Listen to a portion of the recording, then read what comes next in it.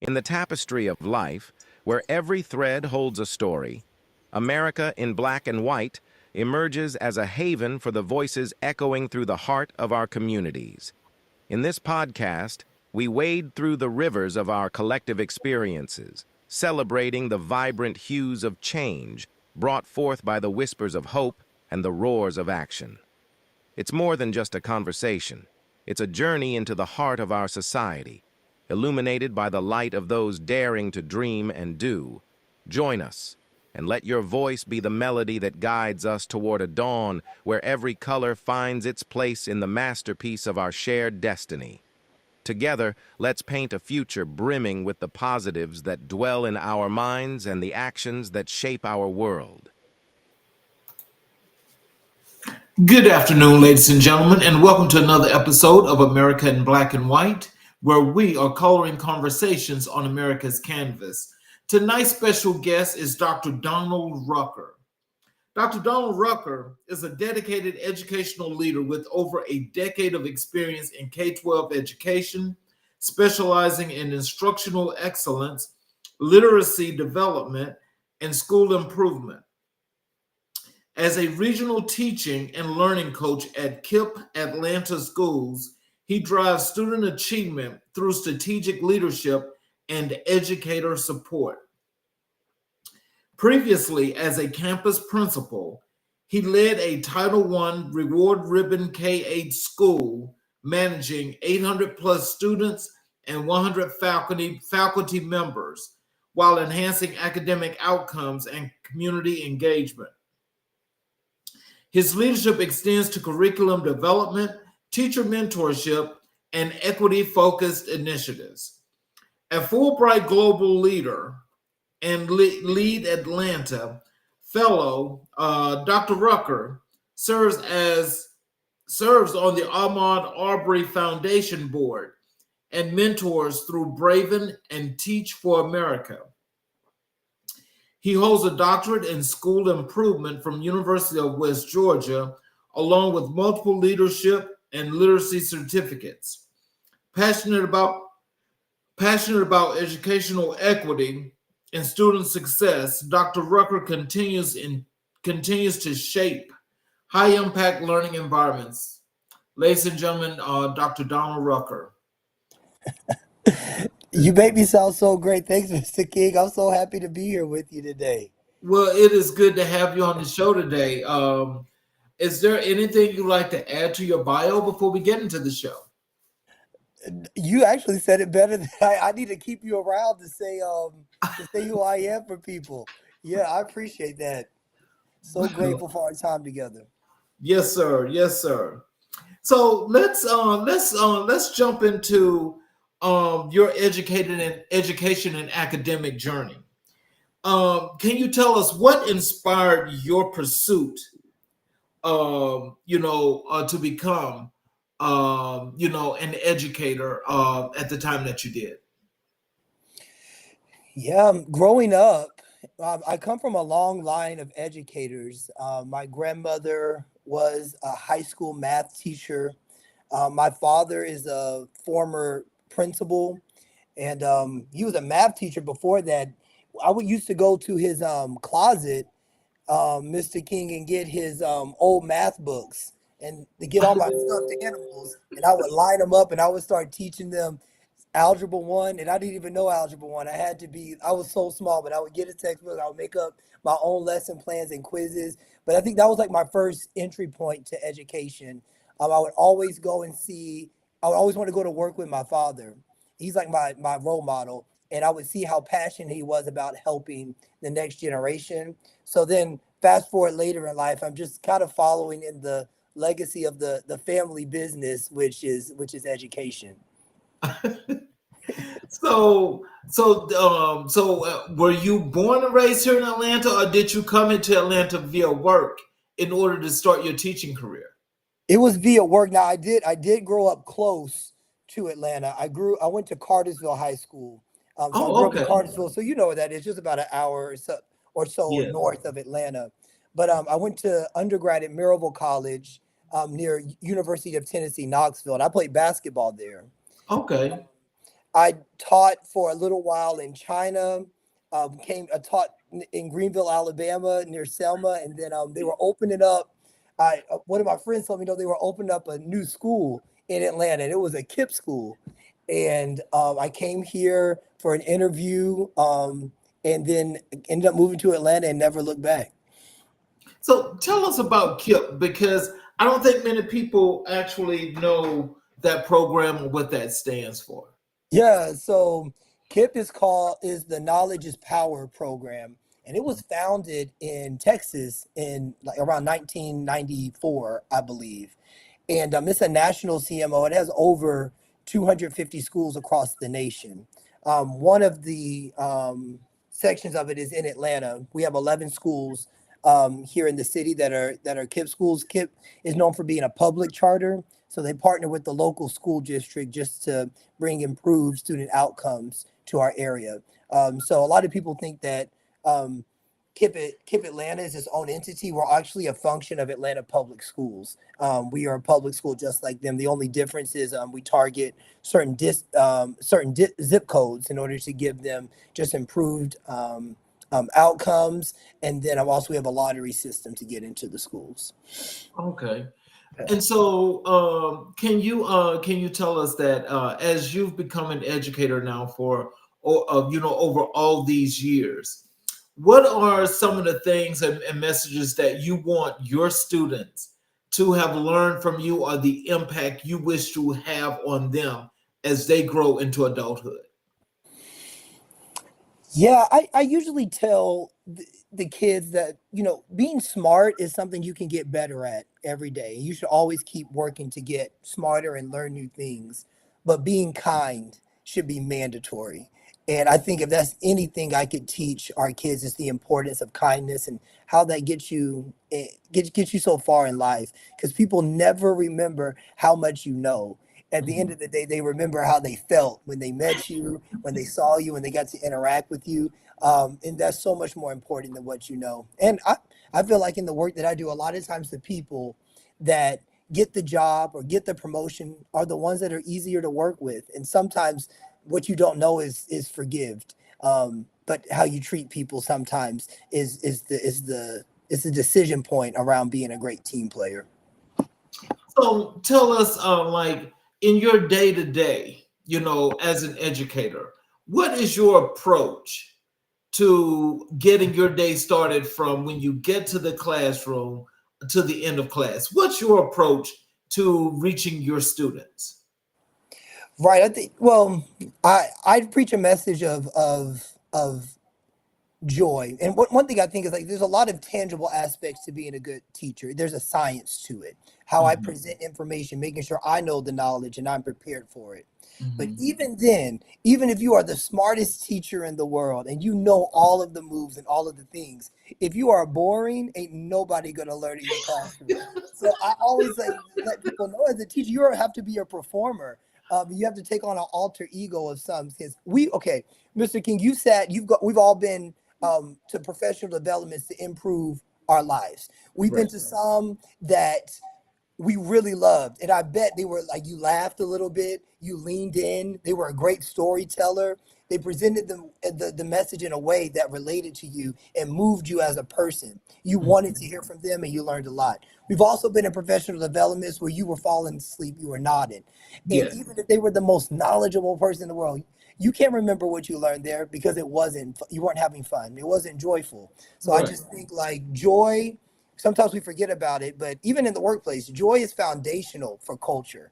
If you don't have joy, if you're not running to work or running to class or wanting to be there, you're probably not going to learn as much. So anybody, day to day, I'm always asking people, well, is it joyful in your classroom? Because that is something that's going to, even on your worst day, or if you make a mistake, if kids are enjoying it, learning is still going to take place.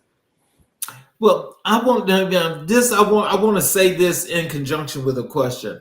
Is that, I can say that from the time I've actually chatted with you to now, based to seeing you now, that I want to tell you that your personality is infectious. You're so kind to say that. It is infectious because, I mean, it's like there's the constant joy. And so, and I hear it in your speech.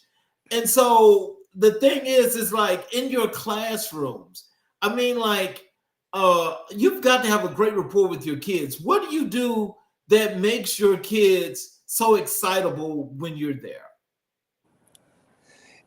I've taught kindergarten, like all the way to fourth grade. I've also been a principal for a K-8 school. And one thing I instantly realized, 'cause I was actually, when I became a principal, I was very scared about dealing with middle schoolers. That was not something that was in my wheelhouse. But I quickly found out that eighth graders, even ninth, 10th, 11th, 12th graders, all they really are just big kindergartners. And then I found out that the adults are just big kindergartners too. And I think I've realized that really treating people like that when you realize that you treat people differently. And there's something about just honoring people's inner child, honoring your own um, inner child that makes you, I think, lets people know that you're authentic, that you actually care, Yeah. and that you actually see them. It's something to say you see someone, but when you see them as their kindergarten self, which just wants to have fun and to be seen and to feel belonging and to have felt grace for it, then I think you are able to build deep relationships with people.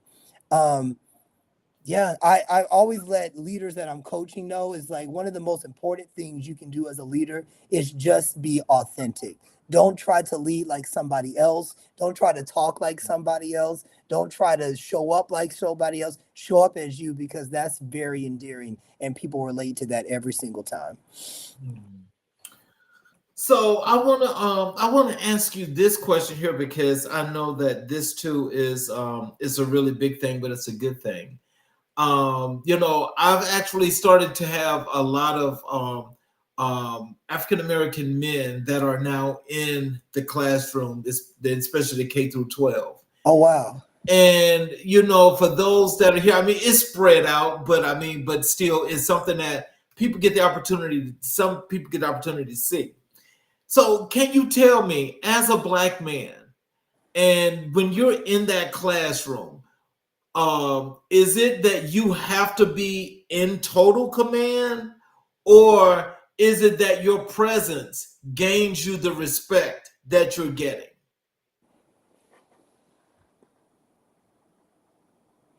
Yeah, I do think it's a little bit of both. Um, I do think that like the way I define being in complete control of a classroom may be different than what other people may think. Like I think being in complete control of a classroom is honoring your scholars as people, as human Mhm. beings and the growth process. I'm just a facilitator to their learning. I'm here to make sure I'm prepared to guide them, to make sure they're taking ownership of what they're capable of doing. This is not my education, this is your education. I'm just a servant to this journey for you to get you there. And I think when you're coming in with that mindset, it does help you own it because respect builds collective understanding.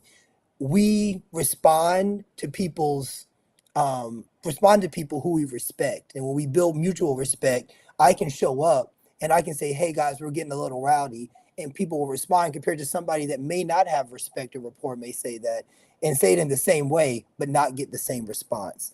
But that's Mhm. just us exchanging energies as humans and saying we both see each other and we both want each other to win.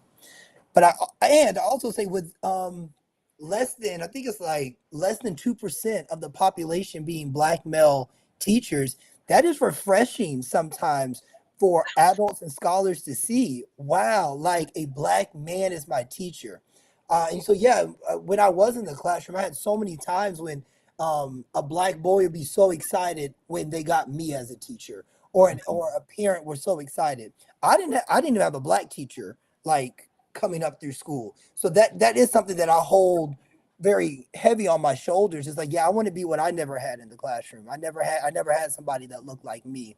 And now I get the opportunity to make sure that a kid goes through education. That I remember Dr. Rucker. I did have a black man as my teacher, and we had a great experience together. Mhm. So, as an educator, I mean, so what are some of the things that you expect to learn from your students? And some of those things that you learn from them helps you. Do they help you to do your curriculum for your daily courses every day? Yeah, I feel, well, first I've learned so much. I've learned about TikTok. I've learned about I've learned a lot of stuff from them, man. I've learned a lot about some artists and music that I never would have experienced. But I do think that, well, side note, I think that's important for you to be invested in their culture and what they're going on and find your space in it because it makes them feel like they're seen and they're heard. Um, I do think something that is very important for me is, especially as a principal, we took pause points 4 times out of the year to ask our scholars for just complete feedback to say, like, how was your experience? Because at the end of the day, I can ask teachers what their experience is, and that's great feedback. I can ask parents, but our prized possession in our classrooms are our scholars. They are the ones that we are investing in. So their voices most important.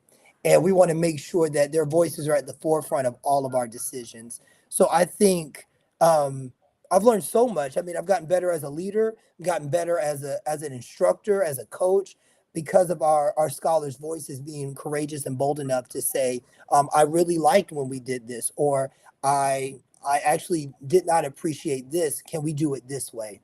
And they actually have the best, at the end of the day, the best feedback I've ever gotten about a leader, a teacher, has been from the mouths of the scholars. So, Oh wow. So are you a principal now, or are you an educator? I'm actually work on our regional team now. I'm a teaching and learning coach, so I support a few of our schools in KIP, Atlanta schools, with just their academic goals and just school improvement process. So it's a new challenge for me, but I'm really enjoying it and really excited to work with so many leaders across our region for their academic outcomes. Well, you know something, I still say, I know that it speaks volumes to actually, to go into a classroom and to want to even stand up and say you're going to be an instructor. Now, my mom done it on that beginner scale for like God knows how long. And I Wow. used to always say to her before she retired, I'm like, I don't know how you do that, but I could not do that. I think you could. We all have an educator in us. I know you could, and you're gonna end up loving it. Look, I think if I did that, there would have to be either high school or maybe college. But I couldn't. I don't think I could like have a classroom full of 5-year olds, 4-year olds, and have to deal with that all day. Because yeah, I mean, I'm sure you're teaching, but there's something about where you have to command that attention for those younger kids like that. And that's why I say I respect teachers. I respect teachers because, you know, that job is very, very demanding. Mhm. And, when you have to take on the role of the parent, the best friend, you have to be that counselor. You've also got to be maybe the grandparent, and you got to be all of this to these kids because they all have these like little things going on. Like with you though, can you tell us like what were some of the things that you did that you prepared yourself for your class? Yeah, anytime I'm coaching a teacher, I tell them about my journey of, like, when I first was a teacher, I was probably the most boring teacher ever. I quickly realized that with teaching, there is a different personality that you're taking on. So I am naturally a very introverted person. I come home, I want to sit in silence to recharge. I don't want to say a lot of words. I want to decompress. I struggle being around bigger crowds. Like I regain my strength by going inward and being alone. However, what I do know is when I show up for kids, though, that personality just doesn't work. So, and I think about like the performers I look up to, like that I've seen live. Like I've seen Michael Jackson or Chris Brown or Beyonce. These people, I don't believe that that's who they are on the stage and who we see that makes us clap and shout. That's not who they are in their personal life, but they know they have to show up like that for us to truly receive the experience. And it's the same with kids. I have to turn it all the way on for kindergartners because they need a performance in order to learn. They need it to be engaging. So I quickly learned that the best thing that you could do is think about what are the performers that help you come alive. So I draw inspiration from like Southern Baptist preachers. I draw inspiration from Usher. I draw inspiration from celebrities and just their um, performance persona in order to show up in a special way. But I always ask people when the kids are misbehaving, I'm like, well, what's your teacher persona and how is that helping you right now? Mhm. So, so then I take it then as so this committee that you're working on now, do you guys also work with having them to build curriculums out, or do you just do just the coaching and training part? We may help with like making some instructional decisions with curriculum. We do use high quality instructional materials, which is new for me because Mhm. when I was a teacher, they gave you a piece of paper and they said write your lesson plans. These and I was like, you had to figure it out. Nowadays they give you curriculum, they give you books, they give you script. I was like, I wish I would have had that when I was coming up. But so we do a lot of like work with internalizing, which means like looking at the lesson plan, making notes, and making sure that you know your script, you've internalized your script, and you're ready to present it to the scholars. That's that's I'm sure that's a sigh of relief for those teachers. Now, I Well, I want don't know. Some of them, Mr. King, did it. They're not as old as me. That's all they know. But I'd be over there telling them, I was like, you need to be happy because some of us paved the way for you to have these high quality instruction materials. Because you could just have a blank piece of paper and have to write out your own lesson plan from scratch. well, so just when it comes to life in general, tell us what's your motivation? Yeah, I remember growing up, I wasn't zoned for the best school, and I remember my parents wanting me to um, go to another school that was just a little more rigorous, and just with the help of scholarships and sponsors and um, just my parents' just grittiness and hard work, I was able to go to a private school for elementary school, and that changed the trajectory of my life. And I think about if I didn't have that opportunity, could it have impacted the opportunities I have today? So when I step into a school and I look into the eyes of kids, particularly black and brown kids, I can't help but see myself. And when I'm talking to a parent and they're telling me the hopes and dreams for their kid, I can't help but hear the voice of my mom, Tanya Rucker, in my ear. And that motivates me every time because I want to show up for people like I wanted them to show up for my mom. And I want to create a school that I wanted to go to growing up. And I think that gives me motivation. We're able to take steps in that direction, especially for schools that have black and brown kids. That makes my heart beat fast. And also when it's not happening, that's what keeps me up late at night. So tell us about your school when it comes to your curricula and your students. Are you more in a predominant black and brown school, or are you in a very diverse mixed school? So our 11 schools in Kip Atlanta schools are predominantly black school region.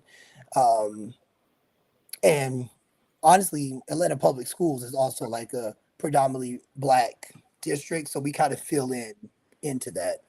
Um, with like gentrification and just the conversations of gerrymandering that are happening right now, our schools have become more diverse. And when I say more diverse, like the percentage of black students to Latino and white students is narrowing. So that's something that we have been navigating but we are a predominantly Black district.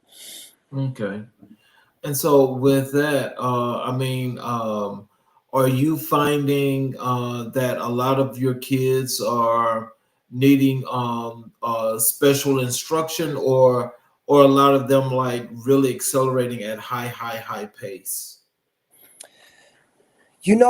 Our scholars come from all over, and they have all different entry points. We have scholars that need a lot of supports, and our parents are depending on us to partner with them to get them on grade level. And we also have scholars that are performing in like the 99th percentile of the entire state of Georgia.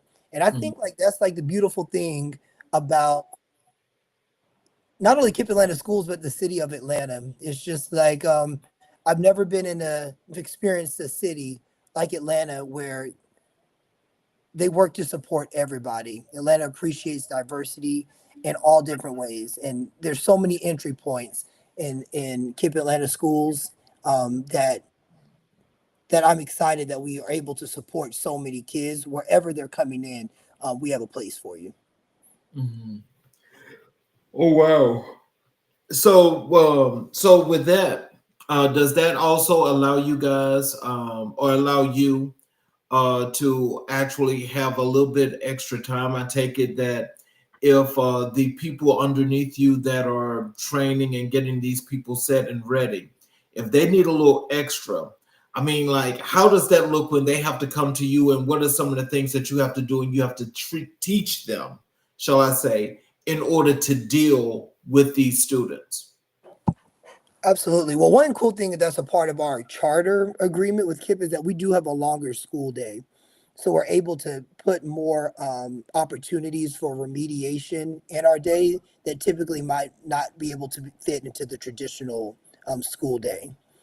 We also really emphasize small group instruction and trying to create as much individualized learning as possible. And we also have a lot of like just like tracking measures. We try to catch when there is a deficit early, come up with a plan with the parents, and then attack it head on. Here are the things we're going to do at school. Here's some things you can do at home. And then let's come back together in a month and see our progress. And let's keep doing that till we get back to speed. Everything is about the scholar at the end of the day. And we only win when our scholars learn. People, Mr. King, you made up a good point. In education, we talk about a lot about inequities, and that is like a huge word. For me, the biggest inequity in education is a scholar coming into a classroom all year and not growing. Mm. That is the most inequitable thing that you can do. And there's a lot of things that we can't control, but what we can control is when that scholar comes into that school in our care, what we are doing with that 8 hours of the day and making sure that they're receiving an excellent and quality education. Wow. Ooh, so so with KIPP, I think you said that's a charter. Those are charter schools. Yes, sir. So are they supposed to be public charter schools or private charter schools? Yeah, so there's a lot of intricacies with charter schools. So you can have a public charter school, which is based in a local school district. So like if you may have heard of KIPP, you may have heard like of another charter called Kendesi. We are affiliates of Atlanta Public Schools. Mhm. Now, also, there's things called independent charters where they act as their own school district. They have their own governing body, and they're just their own. There's their own district within the state of Georgia. They're functioning without the local school district. So you can have an independent charter also that's not necessarily with the public school. Okay. Well, I was just wondering because I know with some of those, it seems like some of the charter schools seem to be what do you want to call it? They give them more assets or resources than others, and so I was just kind of wondering if they were on like two different scales. Now it sounds like they're on like three or four different scales, and they're doing There's a there's a lot of intricacies, and it's also based where the school is and like what are the property taxes, how much money are people putting in to education. For example, KIPP is in Atlanta Public Schools, so that in working in Atlanta Public Schools, there is more money per pupil in Atlanta public schools than there may be in a neighboring county. So that does add to like how much money you have in your budget, what can you spend, what does your staffing model look like. Um, Finances play a huge deal into what you're able to accomplish. Charter schools do usually get less than what the local school district is, so a lot of their money is also rooted in fundraising dollars, sponsors, and donors. So that's also a big part of just like the charter school is your development strategy. Okay. Wow. So let's go talk a little bit about you and leadership. Okay, So tell us about the instructions and trainings and things that you do in leadership and what you're trying to accomplish with that work. yeah, absolutely. You know, technically, I do a lot of talking about how we can recruit and retain Black male educators. That is, all my research has been around that, and I think it's such an important topic in education because there's so much historical knowledge about how we got to this place where less than 2% of our educators are Black males. However, we know that the research also says that they have some of the biggest impact on the educational trajectory of scholars. So I talk a lot about that. And then like some of the intangibles, I do think I was put on this earth to preach a message of hope and grace and joy. And so a lot of the things I do in leadership is coaching people around the intangibles. You Hmm. can be great with all of your technical skills. You can be the most organized. You can know your stuff. But if people don't feel belonging or feel like you care or hear it in your voice and your body language, those things are so much more important. There's a saying in there's a saying in KIP that education is 51% character and 49% academics. And I think that's for adults too. The character things that we develop and how we show up for people is much more important than the academics that we know. So I think a lot of times I lean into that when coaching and leadership. Oh wow. So then when you're doing leadership, can you tell us how do you define ethical leadership? When I think about ethical leadership, I immediately think about the margins of our world. I can think about I give an example of like me as a principal. I was asking someone, I really want to make this decision with thinking about our scholars at the margin. And I asked them like, can you give me an example of a scholar or a family in our school that you would say is at the margin? And they gave me a name. And then I told them that I was like, yeah, I think that that scholar is in the margin. And based on these categories, they might be like by race or social and economic status. And I told them that when I really think about the margins and making decisions and making ethical decisions as a leader, I think about is this decision benefiting or can welcome a scholar that's at the margins that may not even be in our building. Like if I Mhm. said this scholar is a refugee from a country that has war. They came here, they don't speak English. They have a learning disability, they have a physical disability, and they identify as transgender. Those are a lot of margins that Right. that scholar may be experienced. Would our school be the right space for them? Would they feel welcomed here? And if my decision can't answer yes to that, then I question if it's an ethical decision. That is the margin. Ooh, okay. I love that breakdown. Wait, wait a minute. Did you just go and redissect that and just bring that back like that? I've never heard that explained like that before. I think sometimes when we make ethical decisions, we only think about the scope of the world that we live in currently. And Right.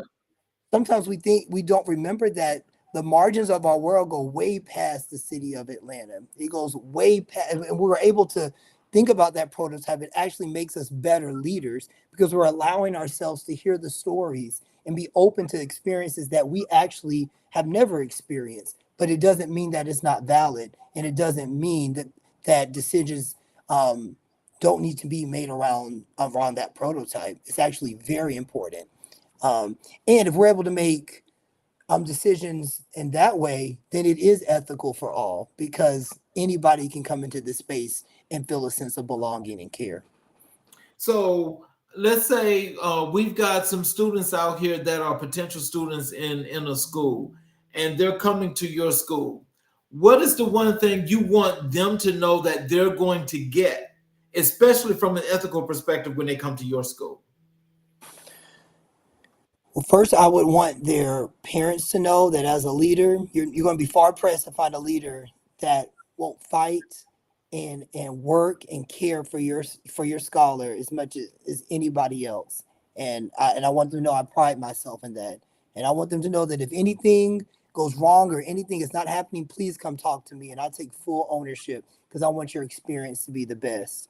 And I want that scholar to know that you're going to be loved, you're going to be challenged, and you're also going to fall in love with our school because the school was meant for you. So if you're not enjoying something, let someone know because every adult in this building knows that we're at service to your experience, and we want you to be your best, feel your best, and do your best, whatever you decide to do with your life. Mm. How did you navigate the intersection of policy, technology, and equity in your work? Yeah, I think well, the first with policy, that is tough being an educator and also caring about education policy. You walk a fine line um, because there may be things that you want to advocate for, and there are also things that could put your job in jeopardy if you advocate for it too much. So I think with being an educator and also being very passionate about policy, you do learn to build very strong relationships with people, and it's important to always find the common ground that you both are bringing to the table. We both care about our kids. We both want our district to be well. We both want to make sure each other is heard. And so those things are important when having conversations about policy when you're also an educator in the district. And then with just technology, I'm I am not the most technological person. I'm consistently learning so much myself and learning from our scholars because they know so much more than what I know. But I do know technology is such a huge part of educational policy now. Is how we spread the word, is how we brand, is how we do so much in our world. And I think when I was growing up, there wasn't Facebook or all of this stuff. So educational policy looks so much different. And now I am learning more about how we advocate and how we use technology as a tool, um, and how we advocate for what our kids have access for on technology to make sure that their educational experience and journey has as much quality as possible. Mm. So, what role does data transparency play in building trust with the underserved communities? I mean, I don't know what easy way to answer it, but I data transparency is a question of integrity, and I don't know how else to to say it. We people will twist data to make Right. things look the way they're not, but when you dissect it, you're like, but actually, this underserved population is not performing at the same rate as everybody else. Mhm. I I think I think that I think that being as it is tough because you never want to present something and say like, hey, like we actually did not meet the goal, or actually this is not as good as what we want to share with people. That's tough. Mhm. However, I would rather be honest and own something that didn't go well in the data than to question integrity when it comes to the lives of our scholars. I'll take us back to almost 2 decades ago, I believe now, of the Atlanta testing crisis. I'm Ooh. sure a lot of them would have rather been transparent with data um, than to do what they did, which they thought it was going to benefit, but actually it never works out that way when we don't have integrity in the data. It's better to just own it. Let's figure out together how we can move forward and do better. But Now, now, Dr. Rucker, I'm going to say this now. What they did, that was not right. But let's go and let's let this be transparent too. It's like the education system now, especially in these K-12 schools, they're not educating the students. There's a lot that these students are missing, but the majority of the resources are sent to these white schools to teach them these astronomical things to make them supposed to quote unquote well-rounded. Okay. And so when you're just teaching to a test, and that's what your whole focus is, okay, does that really come back to the school system failing, or the education system as a whole has already failed and it's only getting worse?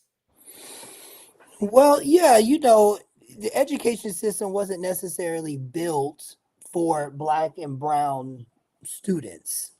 And we know that there's a lot of inequities in like how tests are formed and just the background knowledge in order to access some of the accountability measures. I do try to think in education, what's in my locus of control that I can, because I can't change a system. But one thing I can do is have impact and influence in those school buildings I walk in every day. And I learned in an improv class this concept of yes and the more you're able to do that, the better you're able to come up with creative solutions. We have this accountability measure, and our scholars have to do well on this test. So we have to keep that in mind. And we can think about how we can also make this a well-rounded so the scholars don't feel like we're teaching to the test. We can do both, but it's how courageous you are to think outside the box, be creative, be gritty, have perseverance and diligence. Because I do think like the answer is always yes, and yes, and yes. And I think the more you're able to do that, the more you're able to create success and great solutions. Well, so then, like to say, like, and like I said, I know that, in two ways, you got some wrongs. So, but I mean, just say like, let's just look at that system and that situation in general. I mean, what were these people actually really being persecuted about when they were teaching the test? But then all of a sudden it leaks out. They say that somebody was cheating with the answers or something or whatever have you. And so what I'm finding about that is that, for one, especially when it comes to schools like where you are, if you knowing that you don't have enough teachers, you knowing resources are already down, and you know that you've got to teach because everybody's got to pass the test. So if you're doing that, I mean, like, I'm trying to understand what's the fault there, because, for all the other part of education that's so important, that's made secondary. So how can you blame the folk in this way, but not on this side? I'm still trying to understand that. Help us to understand how that works. Yeah, I agree with you. There's accountability all around.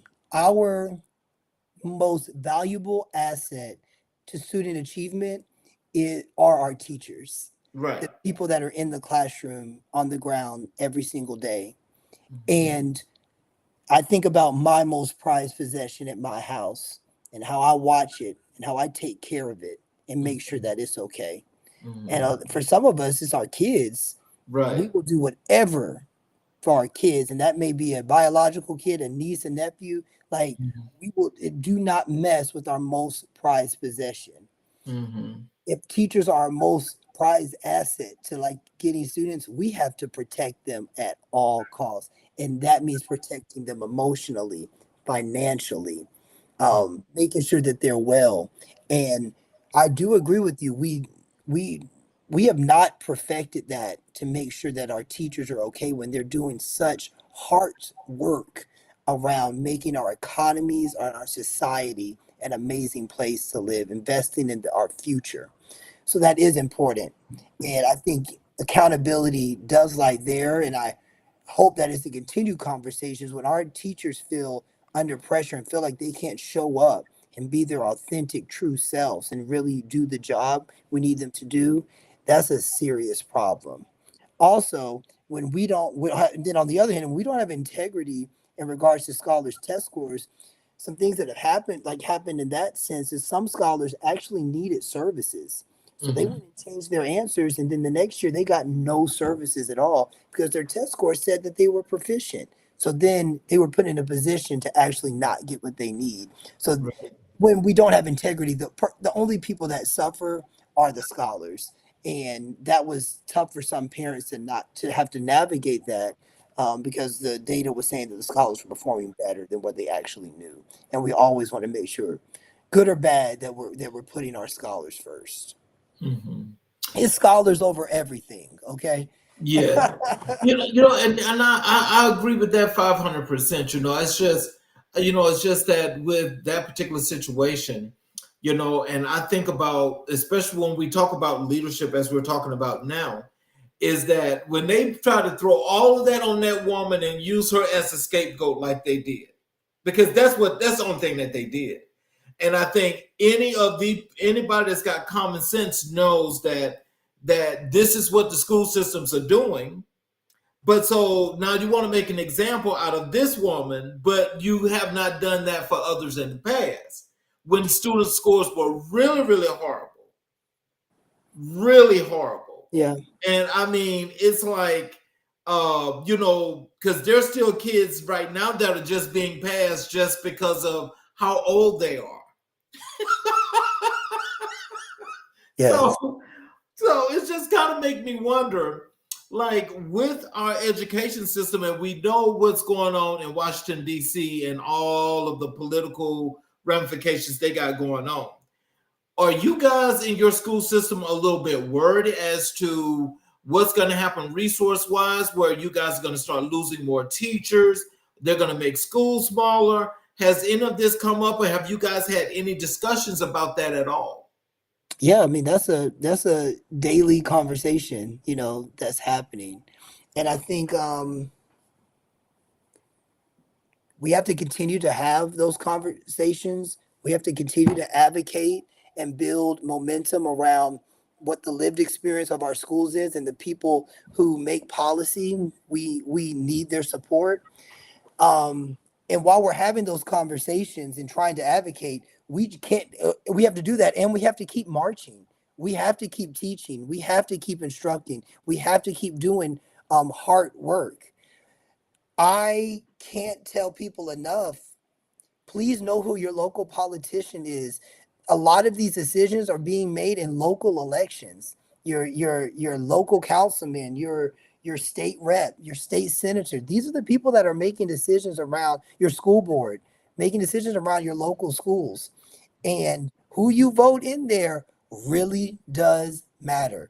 And it's important for us to use our voices, especially during this time, about the topics that you're mentioning, because they're all very real.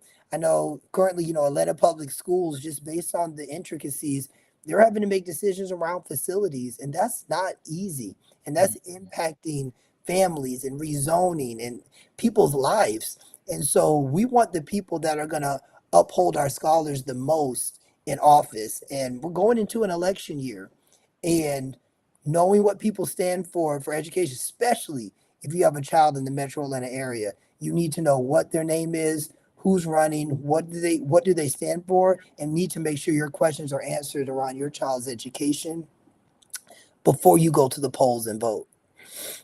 Well, I want to ask you this, Dr. Rucker, because I want to make sure that I know something else that I could do a whole lot better, and that is I want to know what can we do to at least force these folk to keep these tax dollars for these folk that live in these higher upscale urban areas where they need to keep the resources at, to build a more quality school for students on this side of town.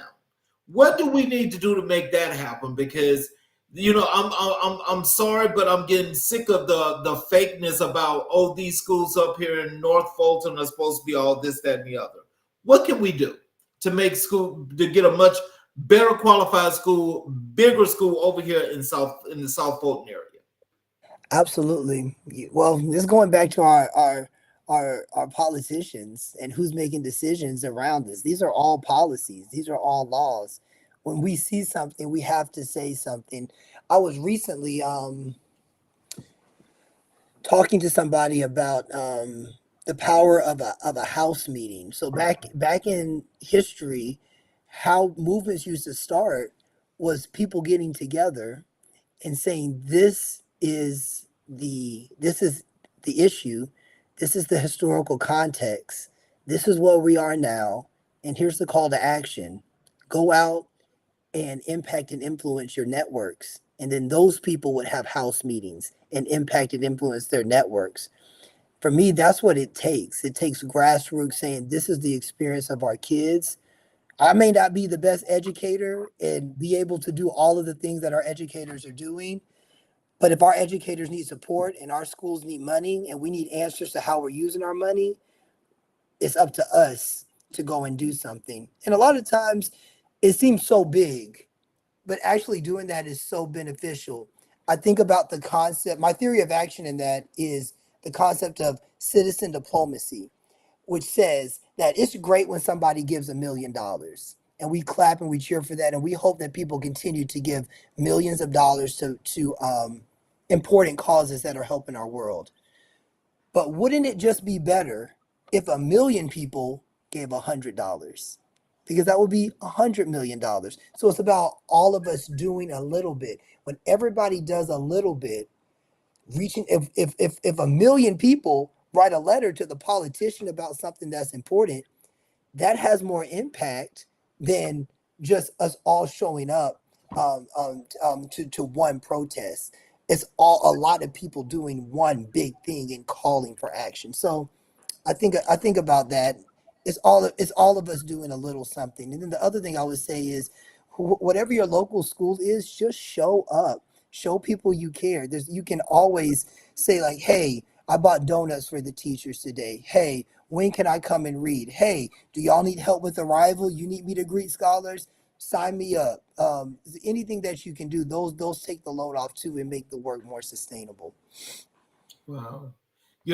That's that's more than just a heartfelt thing for me, because I know there's so many of our Black and brown students, or our Black students in particular, that have got this world of talent and opportunity to do like a number of things, but he or she winds up going to a school either that's not resourced enough, or they find themselves at a school that the bias takes over and still holds them back.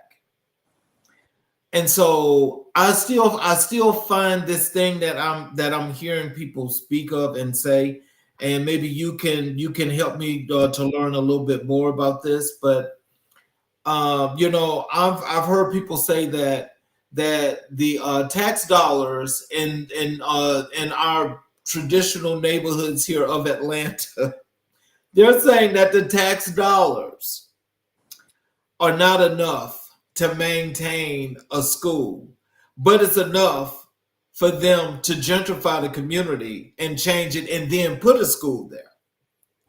So my thing is this, and I know that we're talking about the education part. I mean, is there a part of that I'm missing? Because I understand and know that all politics are local. I mean, that's without a doubt. But I mean, so it's what it's saying factually. Well, I'm not putting words in your mouth, but the way that I'm to imply that is that these folk that they have put under the gold dome that's representing all these communities, excuse the French, have not done shit to make their lives better. And they're sitting there collecting that paycheck, using these people to make themselves and their friends rich and totally and continuously tearing down our communities. Yeah. How can we stop that? Yeah. Well, I will first say there's a lot of great politicians out there really working to do the work and really trying to do more. And I look up to them, and we need more people doing more because it doesn't just rest on a few shoulders, on all of us. What you just said though, it all makes sense. And I'm gonna give you like some like my historical brain. When this nation was founded, we there was a it was called the oh gosh, The Wealth of Nations.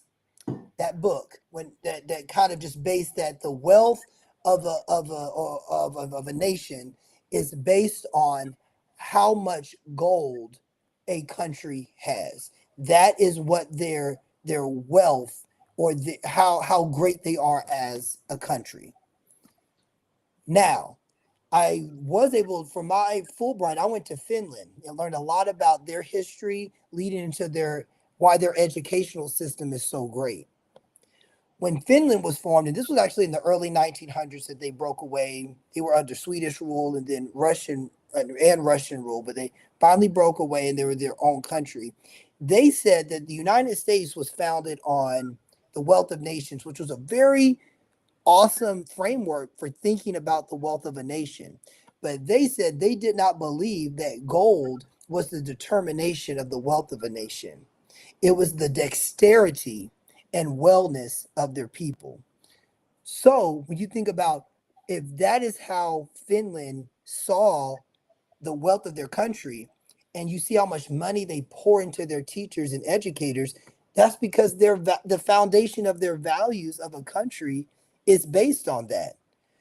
The example that you gave, it makes perfect sense. The wealth of our nation is based in gold, is based in dollars. So because of that, we have built a nation that already, based on just how we were founded, deprioritizes education and the dexterity of our people and our children. We see our wealth and success based on the gold and the beautiful things that we um, build up.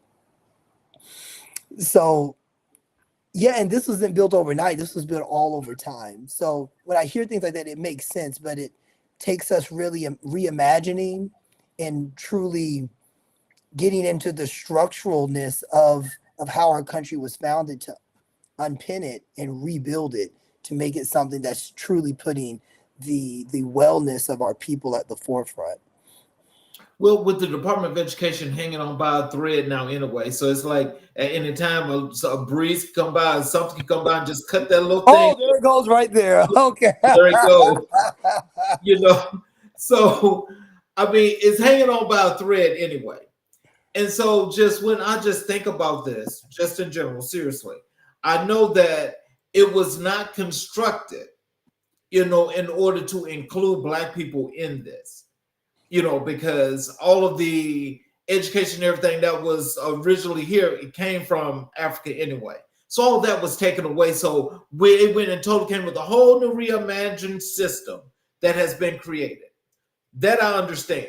So as the minority and controlling that system makes them the majority. So being made the majority does not mean, of course, don't make that right. But my thing now, I call this playing devil's advocate. So now we're going to go and we want to create our own system. What's stopping us from creating our own system? Well, creating systems takes time. I mean, honestly, think about how we got to the place that we are now.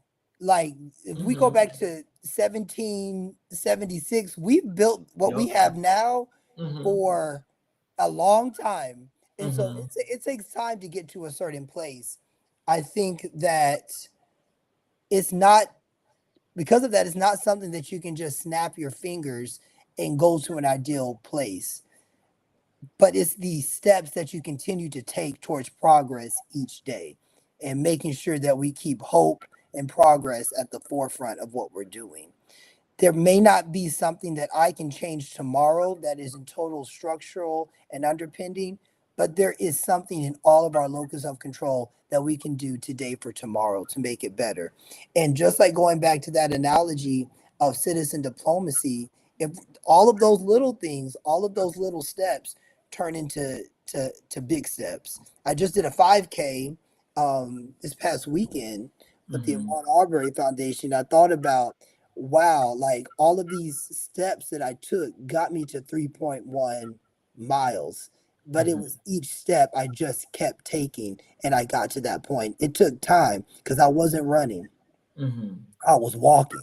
So Mhm. it took time to get to the finish. But you completed it though. But I went there. But I think Yeah. it's staying steady and consistent. That's Right. important for us to make meaningful change. Yes. And so, but I want you to make sure you understand what I was saying now. I know that that doesn't happen instantaneously. I'm talking about just constructing it and building it and starting it.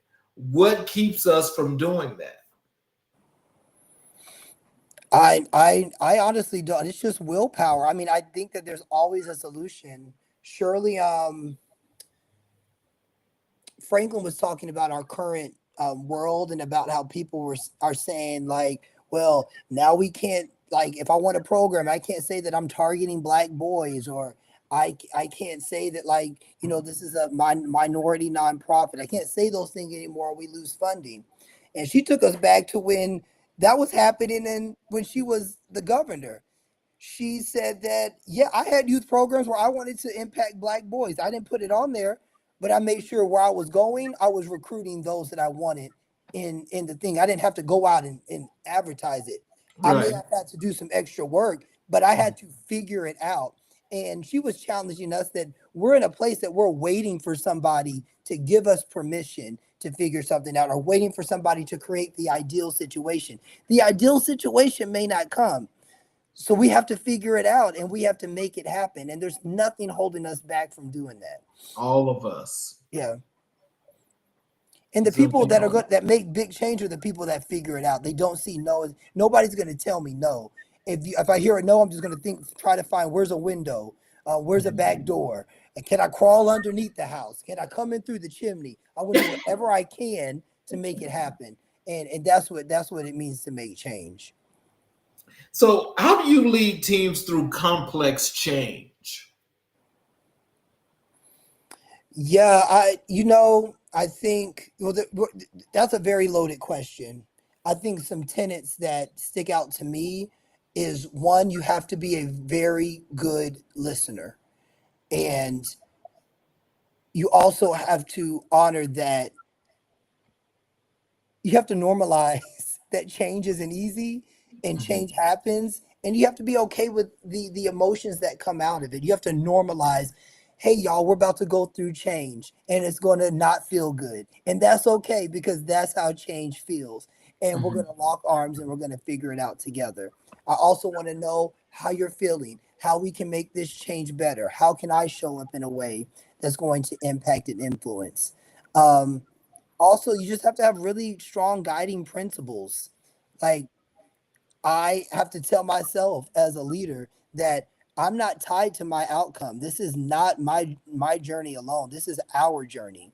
And I have Yes. to check my biases. I have to, even on the tough days, because I know some people are going to have some tough moments and they're not going to show up as who they normally show up to because they're going through the stress of change. I still have to see them at their highest self and know that Mhm. sometimes change impacts us in negative ways, and we have to continue to encourage each other to get through it. And just change, you got to have a lot of grace and forgiveness. Change is tough. We make mistakes, we come back, we find common ground, and we move together. um, but I think there's something so powerful in listening, having empathy, doing things with teamwork, and I think one of the best leadership lessons I ever learned is if you have a team, talk about change before you go through a journey. Like y'all, we're at some point during our this school year, something's going to happen that we're going to have to change course. We're going to have to change. You're going to be doing something and we're going to have to course correct.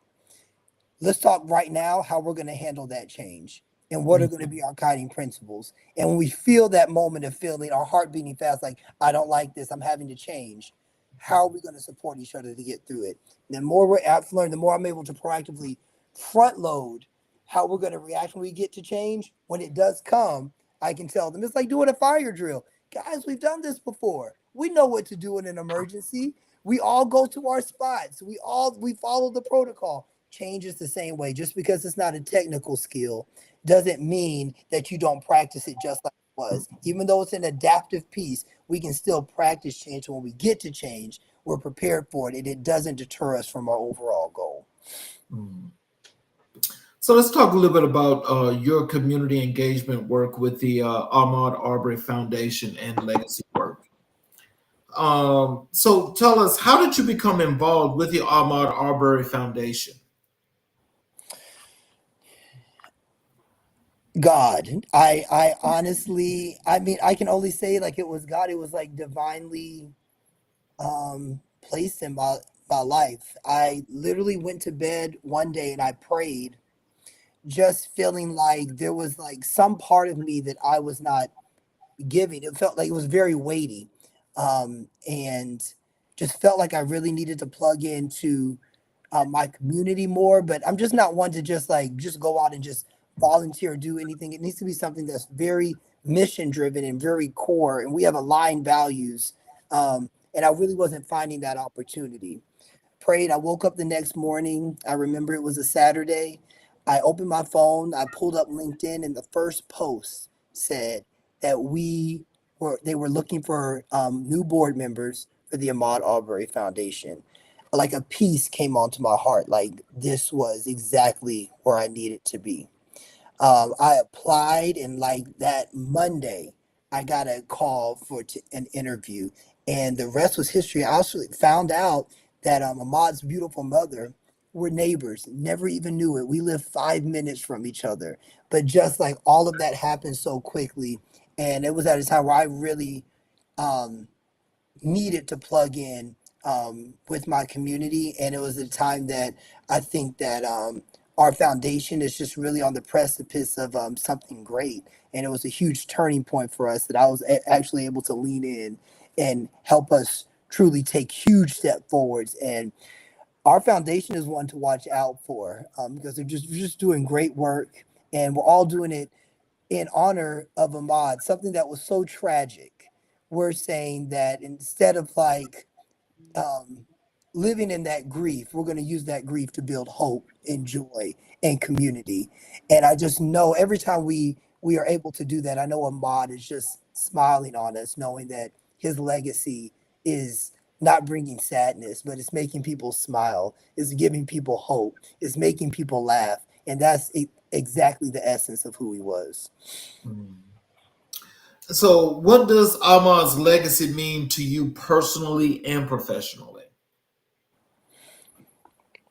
I mean, I know you relate to that story also, Mr. King, but Ahmad's story is one that is just so rare. It could have happened to anyone. It could have been your friend, your brother, your cousin. He was simply running through a neighborhood with his headphones in. It doesn't even begin to make sense how it actually happened. And I think if you've seen the video, or if you or just read about what happened, is chilling because sometimes you see these tragic things that shouldn't happen. There may have been a back and forth with communication, an altercation or something like that, but he was just simply running. It could have been anybody that day. And it unfortunately was his life was taking. And I think it just has so many analogies to our lives, this idea of running free. We say that a lot with the foundation. And it doesn't necessarily mean physically running free, but being able to run free with being authentic, as a Black man, to run free with expressing yourself as a Black man, to run free with being able to be in tune with your emotions, to run free with being okay to go to therapy as a Black man, to run free with being okay with not having to be authentic and transparent about the weight that you're carrying every day, to be free to say I'm not okay today. All of those things, I think, it speaks to me, to being able to run free. So, how does the foundation's work align with your mission as to the work you're doing in education? Yeah, I've dedicated my life to just being in spaces that serve brown kids. And also, just like all of my research is around the experience of Black males, especially in education. I honestly am on a mission to create spaces where Black men can thrive, be well, feel belonging, and thrive. And every opportunity that I get to do that, I want to continue to. Our foundation um, sponsors a youth leadership program. Each year we get 10th and 11th graders from the metro Atlanta area, and they stay with us for the year. And we just invest in their leadership skills and just navigate their post-secondary dreams. It's a very rewarding experience. And I think those experiences, it's hard, Mr. King, not to see your younger self in their eyes when you meet them. They have the biggest dreams and hopes.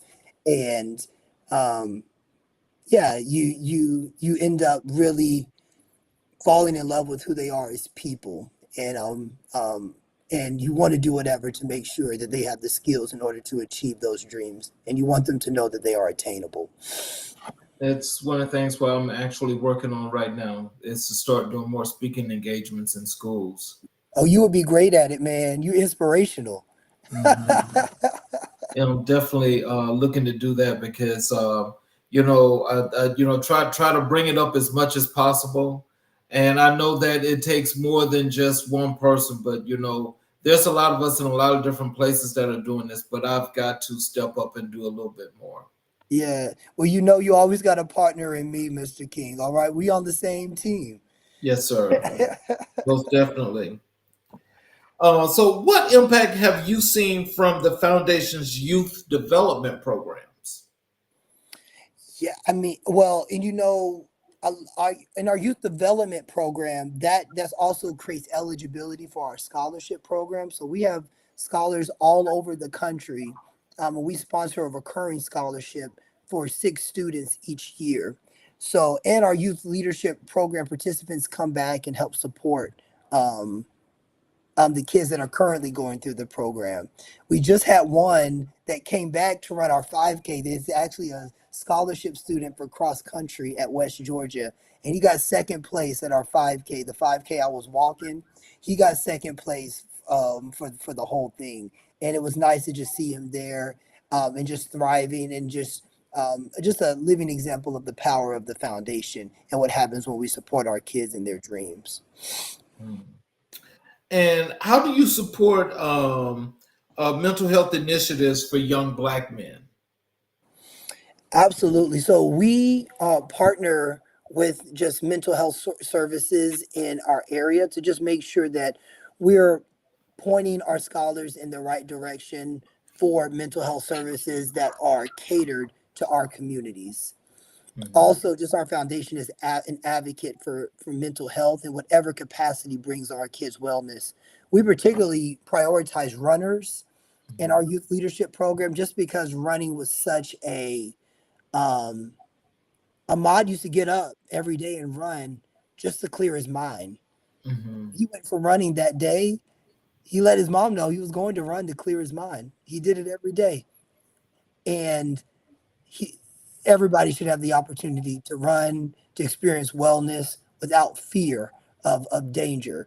And I think that Ahmad experienced honestly physical danger that impact his life. But as Black men, we experience emotional fear, spiritual fear, and we want to create communities and experiences where we're making a difference there, that young Black men and boys can come and not have that fear. They are empowered to run free. So I remember one of my the last chance I got a chance to speak with you, I was asking you, in Black history, who is the most influential person in your life and your career? And you told me that that would be Dr. King. And I was wondering if you could tell us what was your earliest memory or moment of connection with Dr. King's message, and how did it shape your personal values? I remember in school, in history, this is like at an as an elementary student, the first Black person that I learned about that looked like me was Martin Luther King. I remember being in that class. I remember opening the history book. I remember us talking about it, and I remember reading the "I Have a Dream" speech. Later in life, I went on a field trip um, in Montgomery to the Black History Museum. I remember so vividly going through the museum, and in the distance, I could hear this voice, and you just heard, I couldn't hear the words, but I could just hear just the presence and the power behind it. And I kept walking around to that voice, and I was walking through this corridor with just amazing Black figures that I knew about. I came around the corner, and there was this huge screen, and it was Martin Luther King live that day saying the "I Have a Dream" speech.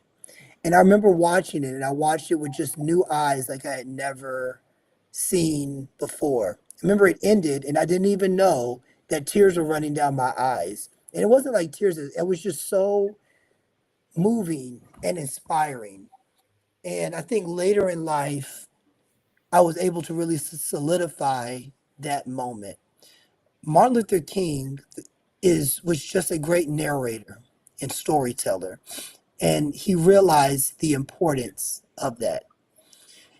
A lot of a lot of people have a lot of critiques around critical race theory, and honestly, a lot of people don't understand really what it is. But critical race theory talks about that the most powerful thing that you can do is to give people a counter story. That creates the biggest change. And critical is really just based around that idea of the counter story, meaning that if we don't see eye to eye, and I want to impact and influence you to see the world differently, I Mhm. should give you a counter story and ask you, well, how does that now fit in to your world? The "I Mhm. Have a Dream" speech is literally the exemplar for what a counter story is. I've been to the mountaintop. I have a dream. How do you not change your mind? How do you not believe when you hear a story of somebody that says that you have something that I don't have? What you have is just a dream for me. How do you not believe in it? And I've learned how much when we are trying to change our world, impact policy, impact leaders, and the voices the people who do have power, being a great storyteller is one of the best skills that you can have. I'll take it outside of Martin Luther King, why I think he's so amazing.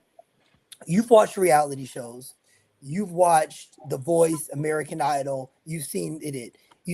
You get on America's Got Talent, they come on. What is the first thing they do before they tell you that amazing act? They tell the story that pulls at your heartstrings. The person that hasn't even performed, you already like, I need them to win. I believe this is the top person. I need them to get all the way to the finale. They haven't even performed yet.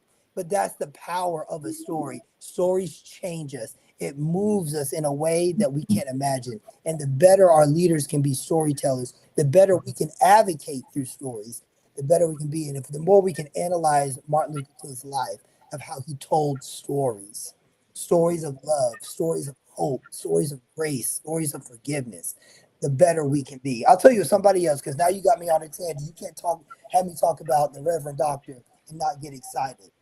Our words have so much power. Maya Angelou once said in an interview that one day we would be able to tangibly, I think she said, measure the power of our words. When we speak, whether we believe it or not, the words get in our clothes. She even used the word the upholstery. The Oh upholstery. yes, The words, yes. the upholstery. And I think like Martin Luther King understood the power of words, power of stories. Words change us. They get into every part of our world, whether we believe it or not. And I believe, like Maya Angelou, one day we'll be able to truly, tangibly measure the power of our words. But I believe in him because of his stories and his words. He inspires me daily to be a great person. I also think education is the social justice movement of this time. And on my tired day, I asked myself, what would Martin Luther King do? What would Rosa Parks do? Because I'm sure they woke up some days and were like, my feet hurt. My back hurts. I don't feel like getting up today. I don't want to do it. But guess what they did? They got back up.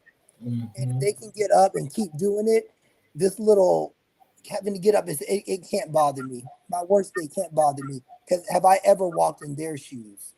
And I haven't. So I can keep up and I can keep marching every day. Because they did. So Wow. So, in what ways has Dr. King's philosophy of nonviolence and moral courage influenced your approach to leadership and policy? yeah, I think we live in a world that is really big on accountability, which I believe in accountability wholeheartedly, and I also believe in the power of redemption and grace.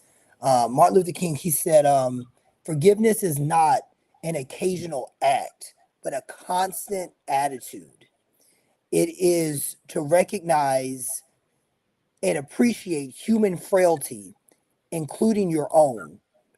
And he talked about knowing that mistakes, they're inevitable and that no one is as bad as their worst act. We should believe in redemption. I have really evolved to really see the power of grace and how much it can move people to to change and do big work. For you to make a mistake and for me to hold you accountable is one thing, but me to hold you accountable and then say, but I believe I still see you at your best. And let's figure out how we can redeem ourselves. That's something like really powerful. And how we're able to do that more in our world, I think it helps us see each other as human. We're going to make mistakes and you can always grow and we can always get better from it. Sometimes mistakes are a catalyst to something great. And I honestly think the lack of grace we have in our world that Reverend Dr. Martin Luther King Jr. preached, it starts with ourselves. We actually don't give ourselves enough grace. And when we're so hard on ourselves, it's hard to extend that grace to others. So it is an inner journey that turns outward. That part, I got to tell you, is so true. And that is, how sometimes, we can become our own worst critics because I Yeah. know I am mine. And I know nothing's flawless, but I will tell you this: nothing fails if you don't put that whole 125% up in there. Yes. Because if you short that 125%, because it's more than 100% today, the Yes. 100% was when I was a little boy. And so that was some time ago compared to now. Where now, because so many things are on this, so many of people on this instantaneous thing, when we know it doesn't happen instantaneously. That's true. And so that's where teaching critical thinking and also teaching patience comes into play, because you got to remember is that as the effort goes along, as you're still churning, you're still moving, you're still producing. That's each and every day. You're producing a result. It might not be that ultimate result that you want to see, but it's producing that result. Take the win and keep moving and keep on winning. So as you're used to winning, you're going to continue to win. Yeah. That's where we are right now. You trying to preach before Sunday? I see what you're trying to do, Mr. Key. This is where we are now. Yeah. So what I'm saying is, by the time all of this is done, I've already said it. I'm gonna say it to you because I see you as more than just a visionary, and that is when 2045 rolls around, and the reverse has taken place, and there's a new power structure. Don't be surprised. Yeah. Don't be surprised. Yeah. Don't be surprised, because I think after all that's happening now, we know that there's a lot of things that's not happening, that's not happy, especially from the spiritual realm. Yes. The spiritual realm, that spiritual realm, I'm telling you right now, it's ramped up big time. Yes. It's ramped up big time, because it's like, y'all know what y'all doing is wrong. But yet you still keep doing it. Yeah. But as Dr. King said, though, I have a dream, as you mentioned. Yeah, that dream is going to come to fruition. Yeah. How do you see Dr. King's legacy reflected in your work? I mean, yeah, I think, as I said before, I think this is the social justice movement of this time. And we're marching for our future generation. We're marching for educational equity. And you mentioned some inequities just based in Atlanta that we see. Like, it's time for it to stop, and it's time to make changes, and it's time to actually put policy behind how we feel about our kids. And I think what Dr. Martin Luther King stood for and how he was able to impact change, we're going through the same thing right now. It just is a different social justice movement. And we have to learn from that and continue to march each and every day for our kids, for our communities, because honestly, right now, lives depend on it, and we just cannot stop marching. Right. Dr. King spoke often about fierce urgency of now. How has that urgency guided your decision making in moments of challenge or reform?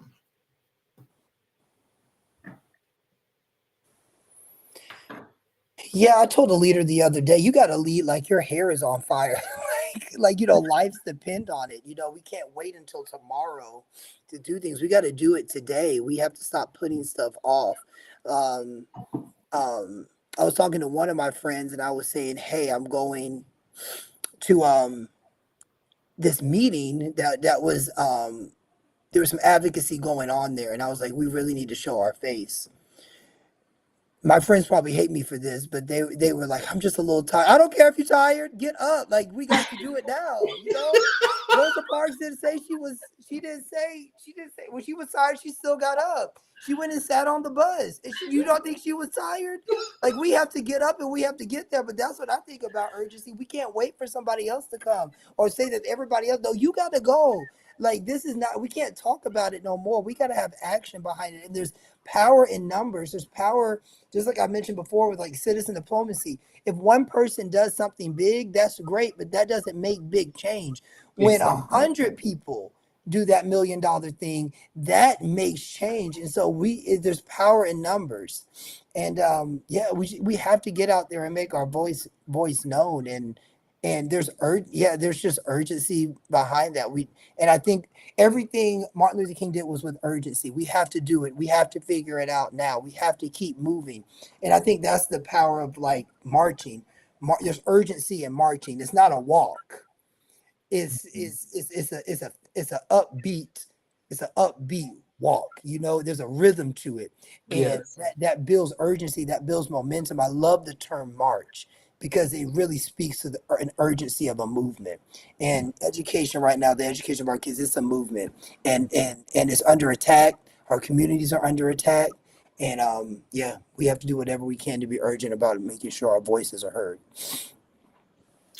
Can you share a time when Dr. King's teachings helped you navigate a difficult ethical or professional crossroad? Yeah, absolutely. I think I mentioned it before with like the concept of grace. When I first took over as a principal, we were really working through concepts of just staff culture and belonging. And I was really trying to find what is a good entry point for us to start to have conversations, to have common ground. And I immediately found out that through conversation, something that you mentioned, you said that like you're really hard on yourself.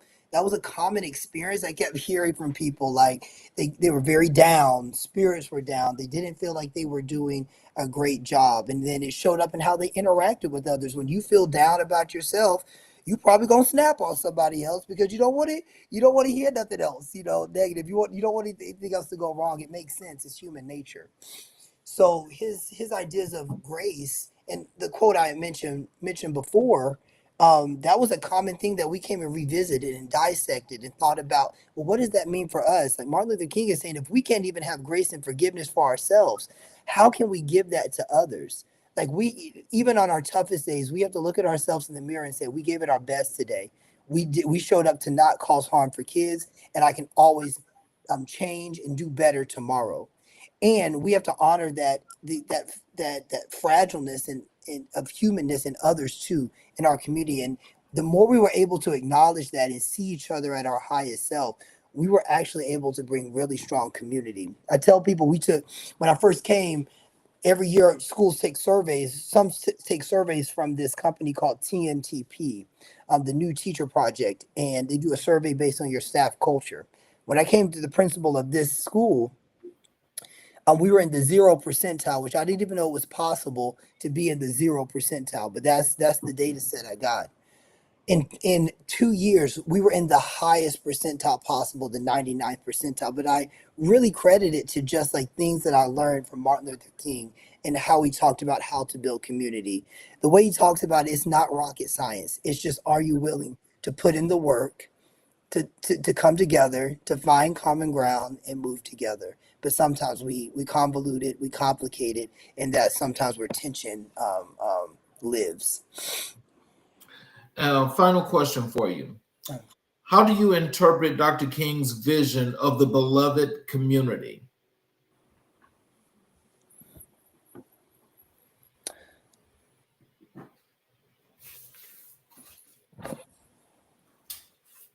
Well, I mean, I go back to that. I mean, that's the dream. I mean, that's the dream. That's what we're marching for. That's what we continuing to march for. And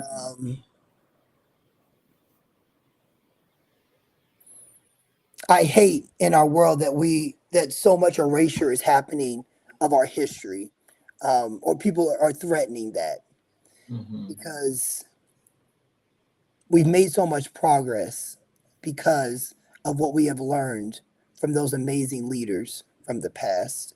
And I think his teachings there and his teachings everywhere are so keen to where we can go as a people. And at the school, we had a value that a lot of people know. I went to a school that was very Afrocentric. I was the principal, so we didn't have any English values. All of them were African and Dinkras.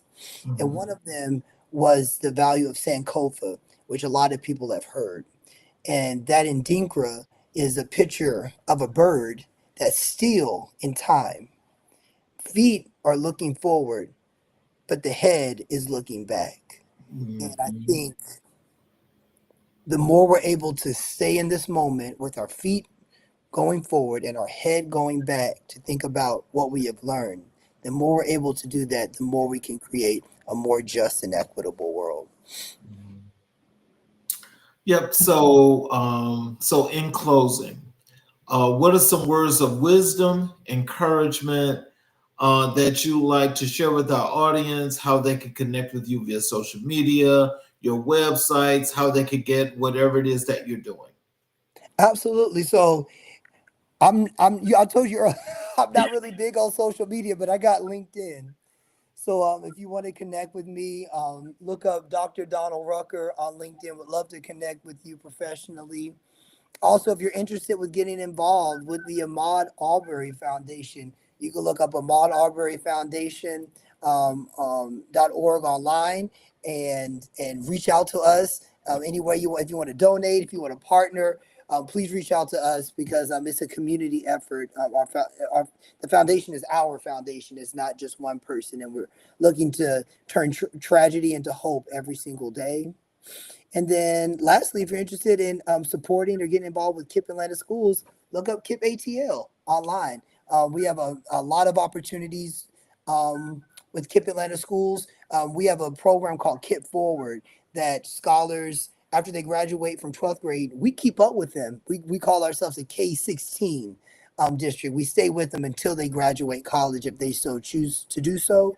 And so all of our fundraising dollars, most of it goes to our KIPP Forward program and offering that to our families. So if you want to also pay it forward in that way or come and be a speaker or a presenter, reach out. We would love to partner with you in that way too.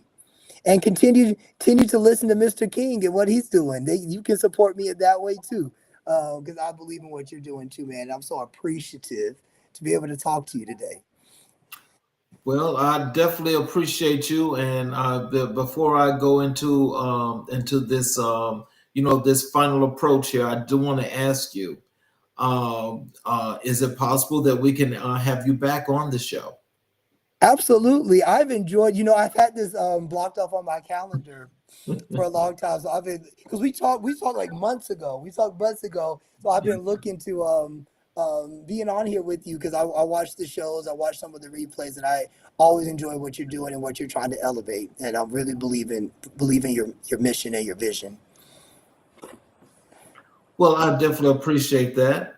And for those of you that are watching on the YouTube channel in particular, if you have not yet subscribed, please subscribe and get all the notifications because you'll be able to watch the shows live, as well as you're able to go and watch all of the previously recorded shows and get all of the knowledge that has been put out.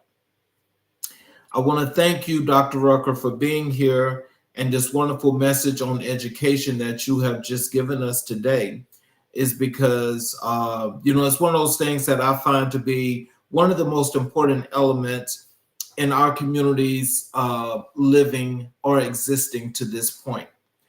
And when we think about education, a lot of times people don't actually think of the original foundation that goes into the point of where we are now, which goes back to the point that you was talking about how long it takes to build a system. Okay. Well, and with that just being said, Dr. Rucker just gave us lots and lots of good knowledge, a knowledge base in a masterclass kind of way as to not only how the process works, but also what we need to do as we're dealing with the process, and that is being accountable.